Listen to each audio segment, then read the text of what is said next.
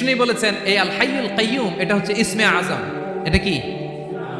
যে ইসমে আজম দিয়ে দোয়া করলে আল্লাহ দোয়া কবুল করে, আল্লাহর কাছে কিছু চাইলে আল্লাহ দেয়। এক সাহাবী দোয়া করতেছে ইয়া হাইয়ু ইয়া কাইয়ুম, বিশ্বনবী বলে এই সাহাবী তো ইসমে আজম দিয়ে দোয়া করতেছে। তাহলে দোয়ার সময় বলবেন ইয়া হাইয়ু ইয়া কাইয়ুম, পারবেন? বলেন ইয়া হাইয়ু ইয়া কাইয়ুম, আল্লাহর এই দুটো নাম ধরে ধরে আল্লাহরে ডাকবেন, তাইলে ওই দোয়া কবুল। পারা যাবে?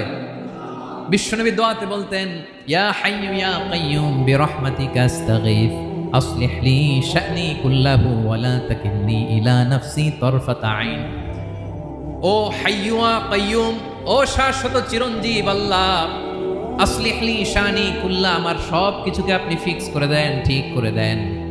এক পলকের জন্য, এক চোখের পলকের জন্য আমার কোনো কাজ আপনি আমার উপর ছেড়ে দিয়েন না। সব কাজ আমি আপনার কাছে সুপর্দ করে দিলাম। সুবহানাল্লাহ পড়েন।